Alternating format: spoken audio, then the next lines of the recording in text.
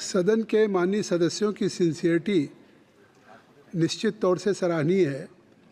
श्री मनोज तिवारी जी रात को 1 बजे इनके फेसबुक पे ये अयोध्या में थे और इस समय स्वास्थ्य मंत्रालय के चर्चा में भाग लेंगे श्री मनोज तिवारी जी, तो निश्चित तौर से सराहनीय है। बहुत बहुत धन्यवाद सभापति महोदय, आपने मुझे स्वास्थ्य और परिवार कल्याण के इस विषय पर बोलने का मौका दिया। वैसे तो ये इतना महत्वपूर्ण विषय है कि इस पे जितना भी बोला जाए वो कम होगा और सभी सदस्यों को मैं सुन भी रहा हूँ। आदरणीय सभापति महोदय, इस देश के लोगों को बहुत खुशी है कि नरेंद्र मोदी सरकार लगातार स्वास्थ्य के बजट में वृद्धि कर रही है।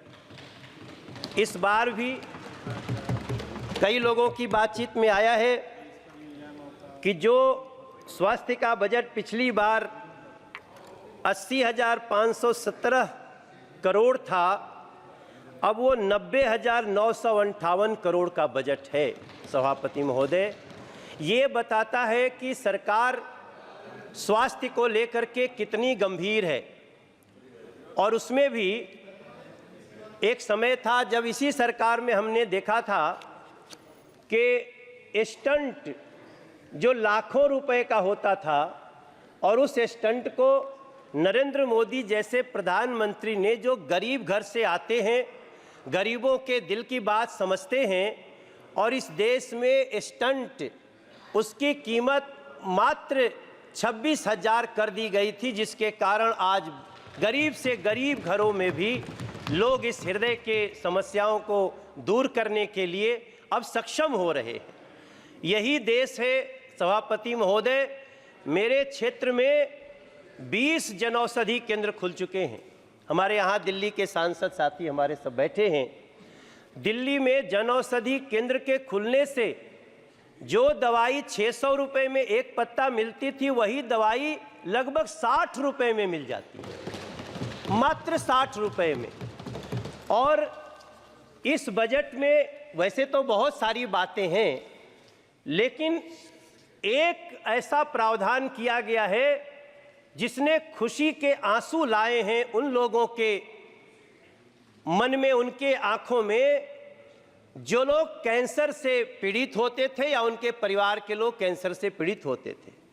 मुझे लगता है चाहे ये ट्रेजरी बेंच हो, चाहे वो सामने का बेंच हो, सभी लोग इसको अप्रिशिएट कर रहे हैं कि अब कैंसर की 3 महत्वपूर्ण दवाइयां, जिनमें लोगों को इतना बड़ा खर्चा होता था कि कई बार तो गरीब परिवार के लोग हिम्मत तोड़ देते थे, आज तीनों दवाइयों को इस बजट में कस्टम के शुल्क से मुक्त किया गया है और उसका बहुत ही आसान इलाज हो गया है।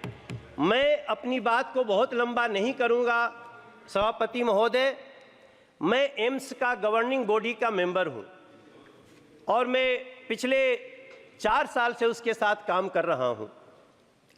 मुझे लगातार लोगों के जो कॉल्स आते हैं, लोग जैसे परेशान होकर आते हैं, तो मैं 2 सुझाव देना चाहता हूं इस बजट के मार्फत। जो आदरणीय अर्जुन राम मेघवाल जी बैठे हैं और हमारे मंत्री जी बैठे हैं, हमारे एम्स में जितने लोग आते हैं, इलाज तो उनका तुरंत शुरू हो जाता है, लेकिन उनको बेड की बहुत भारी समस्या होती है।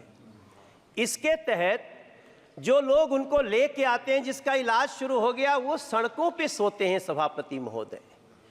उनके परिजन जो रहते हैं वो इतने बुरे स्थिति में होते हैं कि इलाज तो जिसका हो रहा है, बाकी जो जीवन होता है वो बड़ा दयनीय होता है। मेरी प्रार्थना है, दिल्ली में हम सब कोशिश करेंगे कि हम डीडीए के मार्फत जगह दिलाएं बिहार के लिए, क्योंकि बिहार के सबसे ज़्यादा मरीज आते हैं सभापति महोदय। बिहार झारखंड के लिए एक ऐसा भवन बने जहां जो उनके मरीज आए या लोग आए तो पहले वहीं उनके संबंधित डॉक्टर देख लें किस स्थिति में आए हैं, कहां भेजना है। और एक अंतिम बात सभी के लिए, हाँ, मैं तो चूँकि मैं दिल्ली में सांसद हूं और बिहार यूपी झारखंड से मेरा संबंध है, तो मेरा मन वहाँ पे चला गया। तो हाँ, नहीं बिल्कुल, मैं तो आपके लिए भी कहूंगा मेरे साथी, लेकिन आप लोग अपने अपने लोगों के लिए कहिएगा। आप चेयर को एड्रेस करें। जी सभापति महोदय, उधर मत देखिए। तो हम जमीन दिलवाने में भी मदद करेंगे सिर्फ, और मुझे जो मैं अंदर कमेटी में बैठता हूं, एम्स इसको करने में बहुत उत्सुक होगा, ये हमारा विश्वास है। और अंत में एक विषय, हमारे यहाँ एक university college of medical sciences है, उसको अचानक से दिल्ली सरकार ने अपने अंडर में लेने का प्रोसेस शुरू किया है। मैं प्रार्थना करता हूं, ये दिल्ली की जो सरकार है, आम आदमी पार्टी की गवर्नमेंट, उसके पास न स्कूल संभल रहे हैं, न अस्पताल संभल रहे हैं।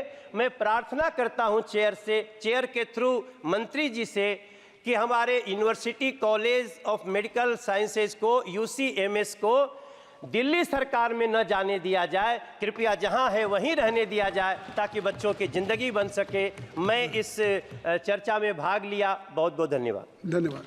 श्री पप्पू यादव जी।